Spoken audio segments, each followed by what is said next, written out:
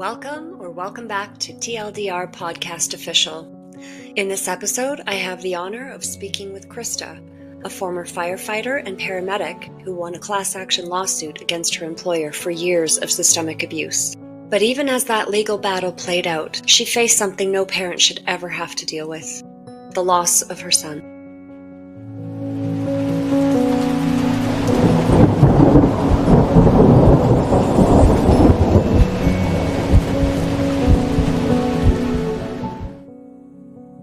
Christa, thanks for being here and thanks for being willing to share your story. Well, thanks for having me. Why don't we start at the beginning? What made you want to become a firefighter or paramedic? That started a long time ago when I was in grade 8. Actually, they make students do job shadows.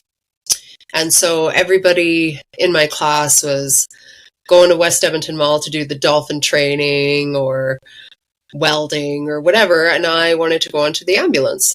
So I actually had the opportunity at such a young age. It's rare. And so I did do a job shadow and nothing really happened the first shift. So they invited me back to do a second.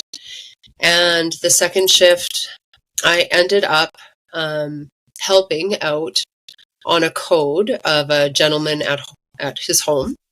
And so I was doing CPR on a guy in grade 8. And I was hooked. That was it. So right from there, I took all my lifeguarding stuff. I took all my first aid stuff, EMR stuff, and then it led to the fire stuff, and then primary care paramedic. Wow. I don't know very many people at the age of, what is that, 14? 14? Yeah. That are doing CPR and loving it. I think that would terrify me. Yeah, it got me hooked. I'm an adrenaline junkie, I think, okay. So it just got me hooked. Okay. Yeah. So when you got into the actual field, I can't imagine there were very many women your age or very many women at all. So in EMS, there was. In the fire side of things, though, not so much. I was the only girl in my fire class. And then when I was hired with the city of Leduc, I wasn't the only female. Initially, there was 3 or 4 of us. And then just people left. And then I ended up being the only one for probably about 6 years. Okay, so what year would this have been when you started? For the city of Leduc, I started in 2002.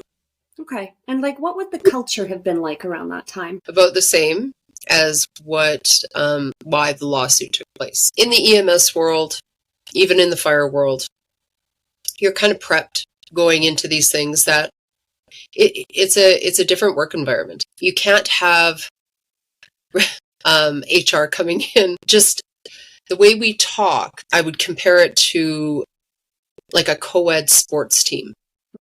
So, right, you're shit talking each other, you're knocking each other around, playing practical jokes, all those things. It is a very different environment, and they do prepare you for that. And you have to have a certain personality in order to fit in and put up with it. And yeah, you'd have to have a pretty thick skin, I would imagine. You do, but I mean, also I was just as strong and able to give it back. Right. Like the shit talk and stuff, right? Right. And then the other part that you're kind of pulled to the side and warned about is the guys may hit on you or whatever. And you kind of know that going in because it is, like, especially the fire side, it's male dominated. Mm-hmm. It is kind of expected. Okay. So it's a bit of a locker room, I understand, and it's male dominated and you are, giving it as good as you're getting it. But when did things change from just, the boys' club to actual harassment? Fairly early on. There was always comments made about my ass or my hair or the way I smelled. And then it actually kind of progressed into something a lot more nefarious. As it said in the Veritas reports, fairly early on was one of my first assaults. And it was when I was working as a dispatcher. So you're in uniform, you're on shift, And I happened to be working the night of a members only Christmas party. And it's a members only for a reason. And I was segregated from where the party was. I was in an office that the 911 center was kind of in. And then the party was in what's called a mess hall. That's kind of where firefighters all cook and eat their suppers and whatever. So they are segregated by a few doors.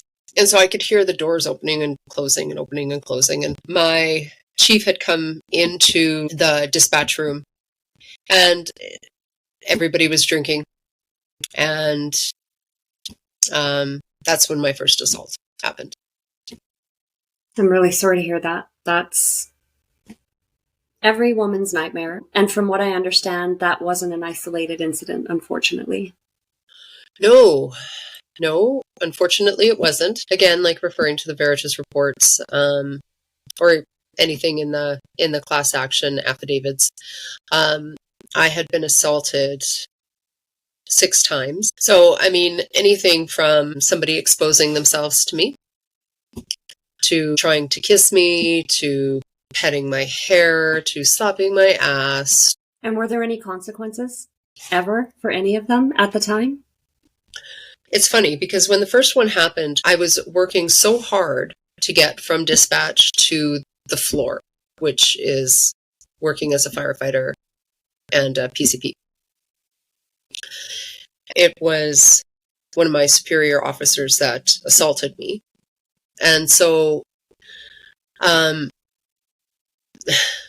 you don't say anything. It's unfortunately a culture that if you say something, you're get targeted or canned. So I didn't say anything for that reason. And the fact that he was an officer and I was nothing. So I didn't say anything in regards to that. But some of the other assaults I did bring up to HR. One example was the gentleman who assaulted me. His arm was grabbed by one of our deputy chief officers, and he was dragged to me in front of reception. And then he was told, say sorry to her. And he just looked at me and he's like, sorry. Wow. And I was like, cool. And that was it. And it was all better after that, I bet. No. 100% better. No, it wasn't. And actually, a few years later, I was asked to be partners with this gentleman.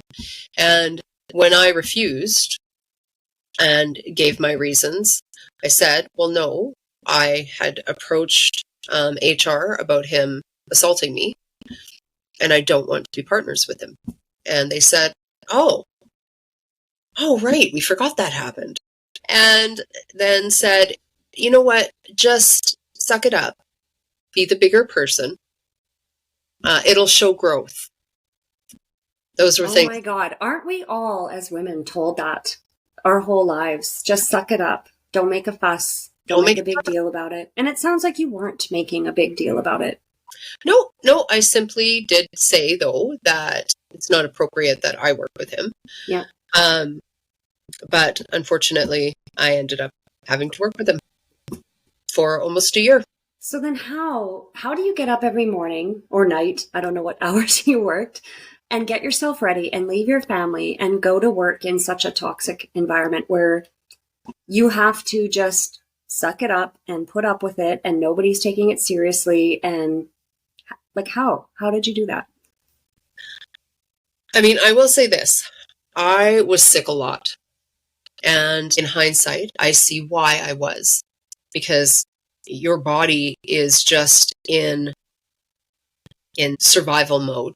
And essentially that is what I was for a really long time.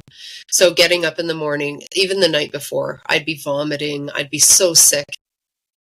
And then aside from that, like that anxietal sick, I would actually physically, like my lungs, I would just constantly be sick.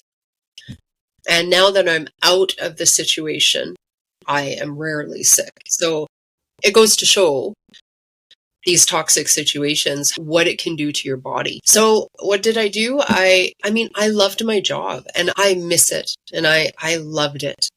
There was nothing like it.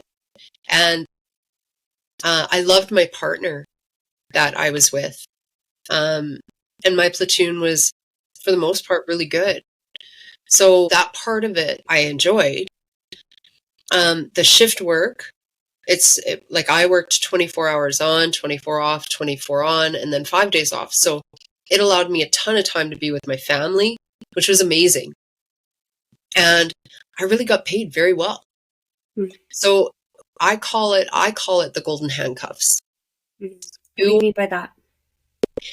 You're tied to an amazing shift with amazing pay that can totally support me and my kids and my family. So those handcuffs kind of keep you from leaving. No matter what, right? No matter what, because you're not going to get anything like what I had. Like you just won't. Mm-hmm. And it really was good, despite all the bad. So how many years were you active? Well, all told, 25, 24 with the city of Leduc. Was it the whole time that you were active where you were dealing with either the behavior or the fallout in terms of your emotional and physical health? No, the whole time. Wow. Yep. And so how did it end? What was the impetus for you to say, okay, I'm done putting up with it. I'm done being quiet about it. I'm done sucking it up. What happened that propelled you to the next step that you took? When you work on an ambulance, you get students. And my partner and I had a very young student. She was 19. And this sounds terrible. And now looking back, it's terrible. We had to tell her to please stay away from 2 specific gentlemen that worked there. Don't get caught alone with them. Just don't be with them. So the warning that you had sort of received, you're now passing on to the next generation. Somewhat. Yeah, I didn't even really get that warning. Okay. So this was more of this is very specific. Please don't be left alone with them.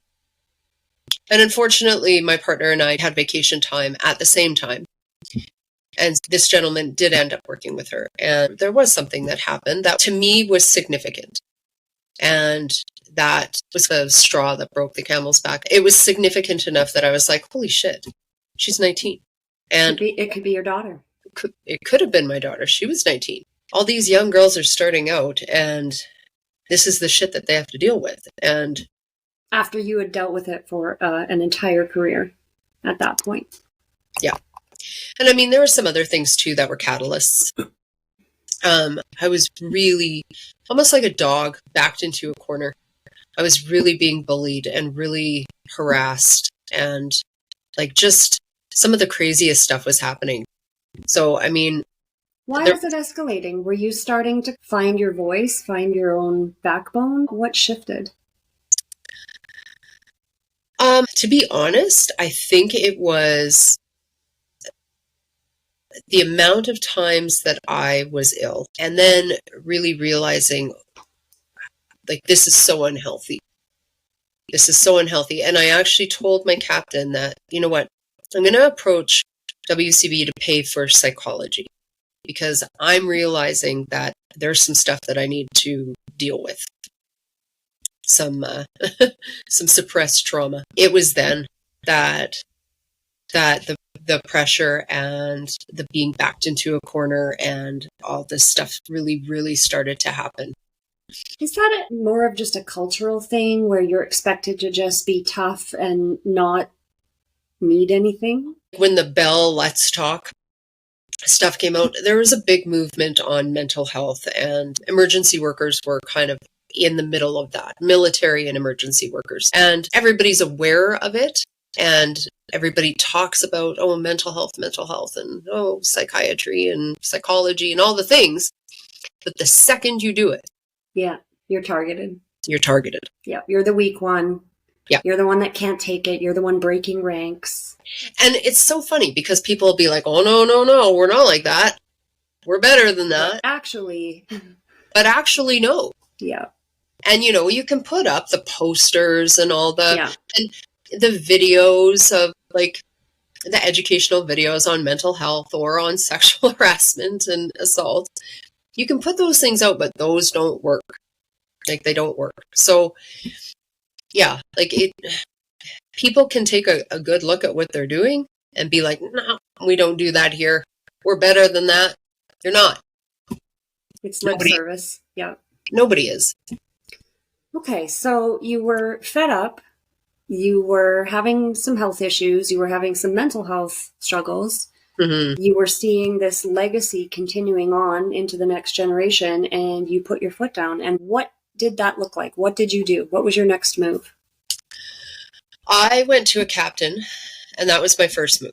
I went to a captain, and I actually had documented, and I had a list of things that had happened from 2002 on. And I'm like, listen, I have made reports on some of this stuff. This is everything that has happened to me. And that kind of spurred the ball rolling. So it went to union, and then another girl actually came forward too at the same time, Mindy, who's also a representative in this class action lawsuit. She came forward with a bunch of her stuff as well. And so her and I sought legal advice. And then from there, we had to file human rights claims. And we actually really had to fight right at the beginning. Yeah, I would imagine. Well, there wasn't like an investigation yet. And so when we're telling the lawyer this, and we're telling him and his team everything that's happened, it sounds unbelievable. Right.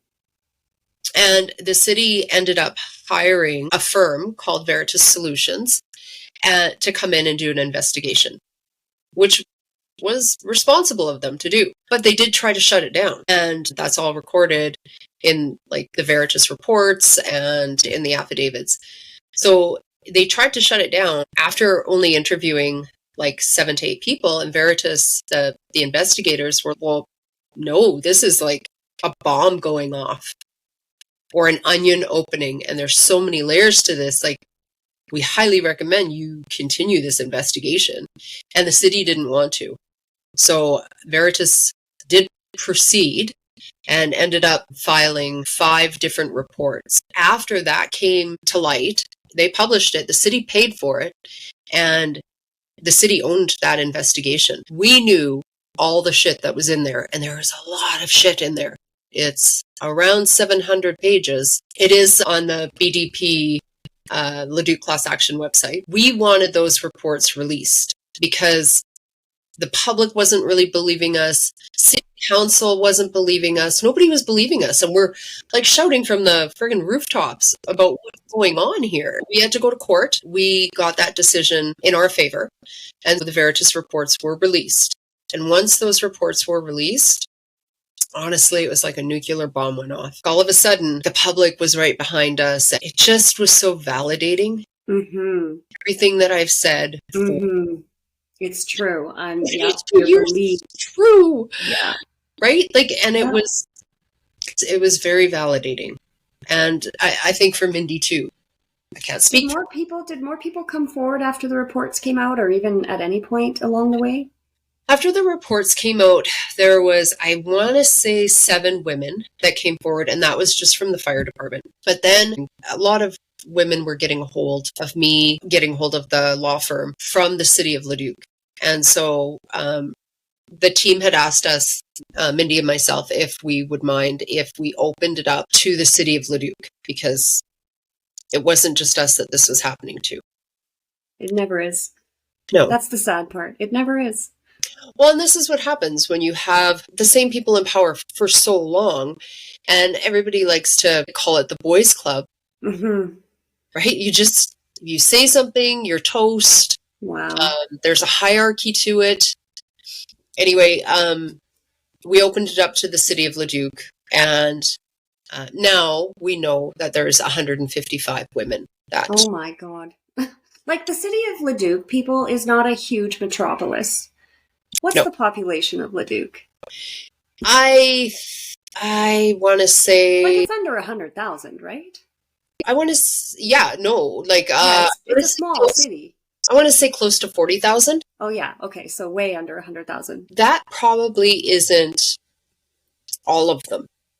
Because I imagine, like, because we opened it up to women that started work when I did. So that was kind of the Like 25-year the range. benchmark, right? So if anybody had worked for the city of Leduc starting 2002 to current, that's who could apply. It wasn't just the fire department and paramedics, right? No. No. Okay, so you launched this class action lawsuit. What year roughly did you do that? 2022.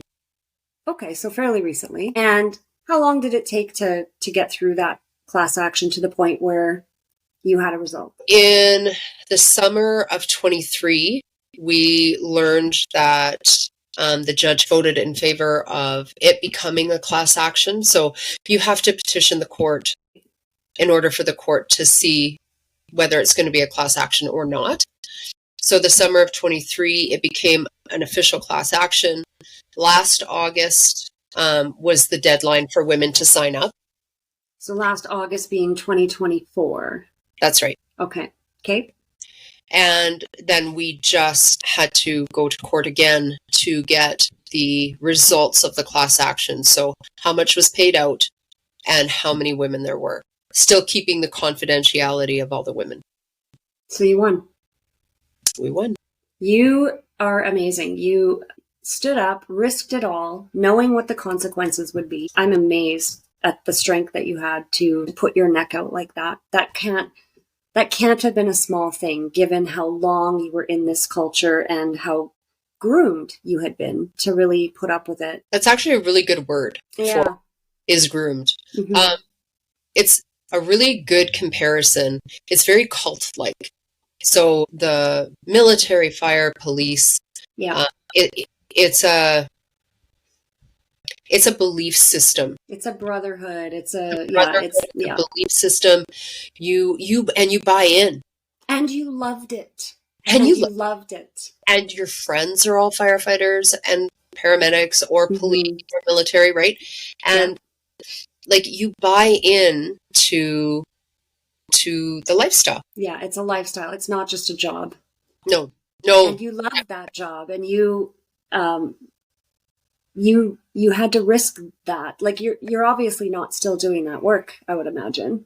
No, sadly I'm not. And I did love it. Like, and not to toot my own horn, but I was really good, especially on the ambulance side of things. I was really good with patients, and I really liked the science and the medical side of things. That's so tragic that you lost your career, the thing that you love, the thing that you were passionate about since you were like 14 years old, and you had to sacrifice that to right a very huge wrong for so many people.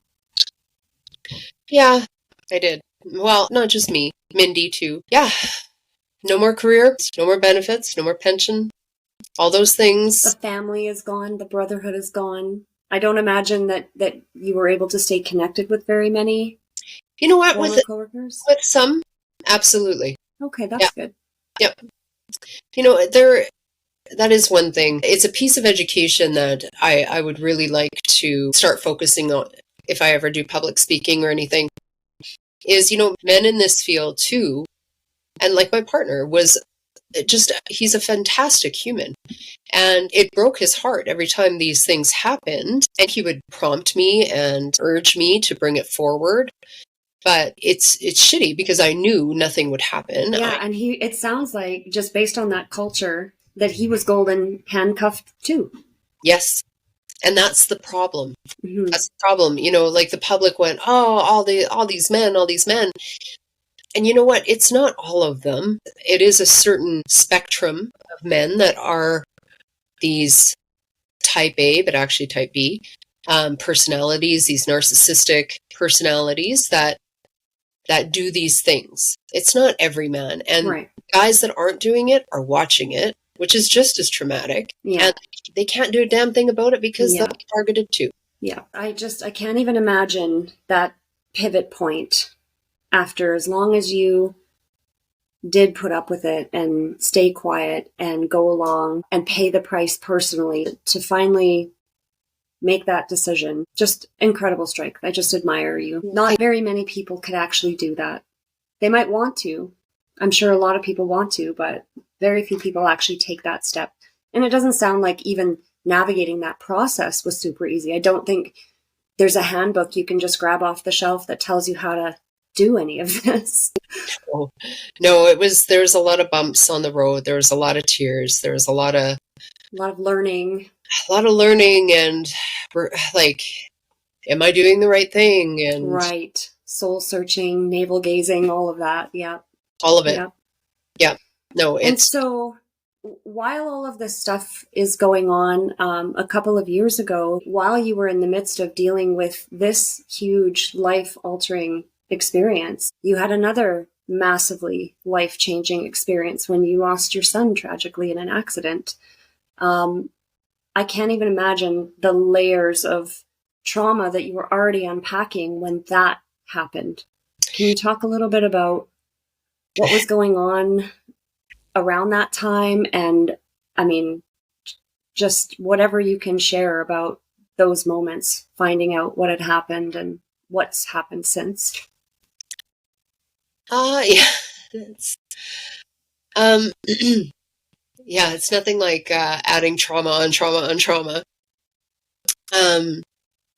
Yeah, unfortunately, in March of 2023, prior to the class action getting certified, my son was on his way to Jasper to go skiing with some of his friends, and he hit some black ice and lost control of his vehicle, and it rolled several times, and unfortunately, he perished on site.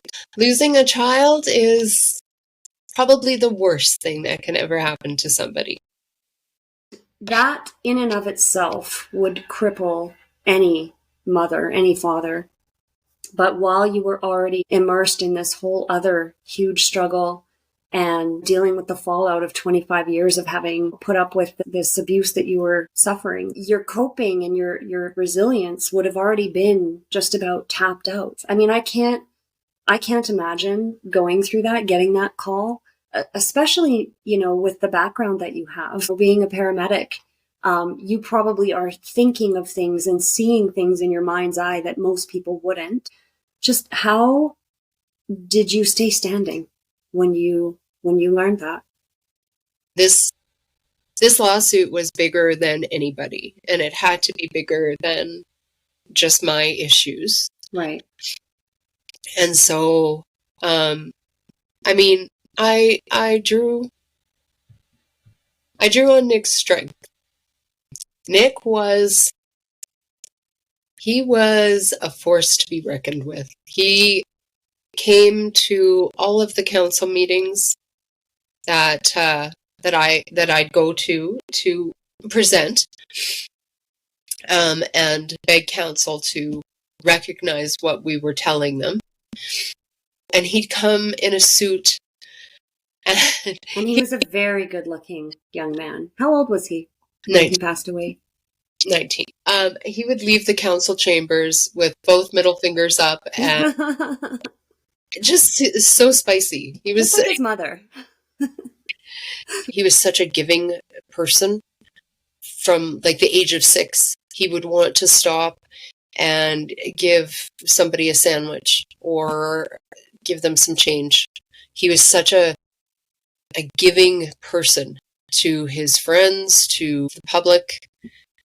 So we, as a family, we honor that. If we're passing somebody on the street that needs something, we're giving it. Doing it for Nick. Yeah. And Nick's motto was, "I gotcha." So we pass that along to the friends that need a little help. We've got them. Amazing. Did you feel at all like you even though he was gone, that he wanted you to keep going? Did that spur you on at all? Oh, he'd be pissed if I quit. Yeah. He would be pissed. Yeah. So, no, quitting wasn't an option. Wow. It was never an option. I mean, you take the first couple weeks to breathe. To find a way to breathe. I can't Yeah. imagine that was like, it's probably something you have to remind yourself how to do in that first little while. Even now. Mm-hmm. Even now. Both my kids supported me, like, just with everything they had. I knew that, like, there just wasn't any quitting. You caught your breath, you grieved this tremendous, unimaginable loss, and you just kept going. Yeah. Yeah. So where are you now, Christa? What's going on in your life now? Now that everything is wrapped up, I am looking for a job. And I haven't landed on anything yet. I'd really like to start public speaking and doing some of that stuff. I've started writing a book.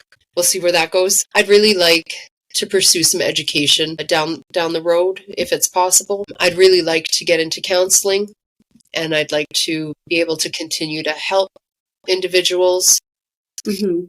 in just a different capacity. Yeah. But yeah, that's kind of where I'd like to go. So we'll see. Yeah. I imagine just the last couple of years with everything concluding with the class action and, building a legacy for your son and keeping his memory alive, that's probably a pretty full-time job as it is. It is. And happily, my daughter is getting married this year. So lots of planning and lots of good stuff too. So Mother of the Bride coming up on the next episode. No, just kidding. Yeah, you're a wedding coordinator. That is awesome. That's a good idea. So yeah, that's kind of what is happening so far. Well, if I know anything about you, it's that nothing's ever going to knock you down fully.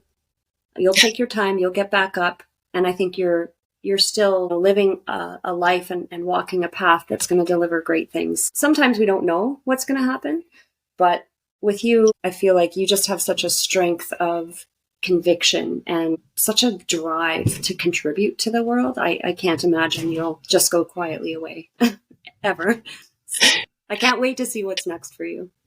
No, I am not. I am not that way. So I think Nick would be really proud. Oh, he would definitely be proud. I'm super proud of you. If you could speak directly to a woman who's working in the same kind of toxic environment that you found yourself in, what would you say to her? I would say that I know the consequences, and I know it's so hard, but set really firm boundaries for yourself and start making noise, because the more of us that make noise and take that brave step forward, reporting it to HR, or if you're too scared to do that, go up even higher than that. It's 2025. This bullshit should not be happening anymore. But it is so prevalent, and it's prevalent everywhere, not just in emergency services. It's everywhere. So this is for all women. If we want to make a better tomorrow, and I don't want to make this a slogan, but if we want to make a better tomorrow for our daughters and their daughters, we have to start making noise. We have to stop being quiet and being the good girls and, just be the better person. Stop being the better person. Wow, that's powerful, Christa. Great advice. And on the other subject of dealing with the unbelievable grief and loss that would have come from losing your son at the age of 19, any other mother or even father or family member that's going through something similar, what advice would you have for them? Honestly, grief is so individual. You can never, ever be told how to do it.